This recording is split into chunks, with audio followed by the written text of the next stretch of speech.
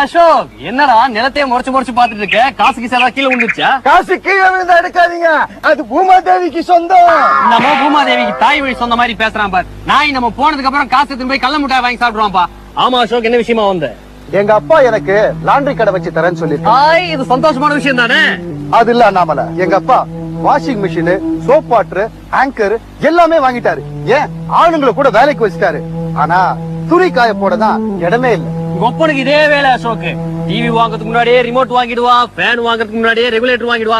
இவ்வளவு ஏன் மீச வளர்றதுக்கு முன்னாடியே ஷேவிங் செட் வாங்கிடுவா. உங்க அப்பா ஒரு லூஸ். நீ மட்டும் என்ன தியேட்டர்ல படம் போறதுக்கு முன்னாடியே டிக்கெட் எடுத்துற, ரோட்ல வண்டி வர்றதுக்கு முன்னாடியே காசு பண்ற. வண்டி வரதுக்கு முன்னாடி காசு பண்ணாம வண்டி வந்து இடிச்சுட்டு அப்புறமா காசு பண்ணுவாங்க. அம்மா என்ன சொல்றாங்க? ரெட்டையிலுக்கு ஓட்டு போட சொன்னாங்களா? அது இல்ல, உங்க அம்மா ரெண்டு பக்கம் வண்டி வருதான்னு பார்த்து காசு பண்ண சொன்னாங்க. அன்னைக்கு பார்த்து ரெண்டு பக்கமும் வண்டி வரல, நீ பாட்டுக்கிட்டு கிராஸ் பண்ணிட்ட. அப்ப உங்க அம்மாக்கு என்ன மரியாதை? ஓ, அதான் இன்னைக்கு ஒன் வேல நின்னுகிட்டு ஒரு பக்கம் தான் வண்டி வருது, அம்மா சொன்ன மாதிரி ரெண்டு பக்கம் வண்டி வரத பாத்துட்டு கிராஸ் பண்ணலாம் சொல்லி என்ன ஒரு நாள் ஃபுல்லா நிக்க வச்சியா? ஆமா அசோக், நீ ஏதோ சொல்ல வந்திய. துவைச்ச துணியை காய போடணும்னா கொடி கட்டணும். கொடி கட்டுறதுக்கு இடமே இல்ல. அதான் இந்த இடத்துல. என்னது கொடி கட்ட போ? இந்த இடத்துல கட்டிக்கோ, இது ஊ இடம்டா, ஊ வீடுடா, கட்டிக்கோடா. ஐயா, இதான் நான் அசோக நேர்ல பார்த்து எல்லாத்தையும் சொல்லிட்டேனே, அப்புறம் எதுக்குங்க இதெல்லாம்? நீ சொல்லிட்டப்பா, கவர்மெண்ட்டுக்கு யாரும் பதில் சொல்றது? கொடி கட்டுறதுனா சாதாரணமான விஷயமா? எம்எம்டி அப்ரூவல் வாங்கணும், சிவில் இன்ஜினியர் வச்சு பிளான் பண்ணணும், எவ்வளவு விஷயம் இருக்கு.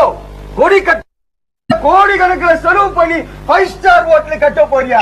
கொடி கட்டுறதுக்கு 2 கொம்பும் 4 மீட்டர் லைன் கயிறு தான் போதும். பாத்துக்கலாம் மாமா, நம்மள யாரு இவங்க நம்மள முதல்ல இடத்த காலி பண்ண. ஐயா ஒரு நிமிஷம் கோச்சுக்காதீங்க.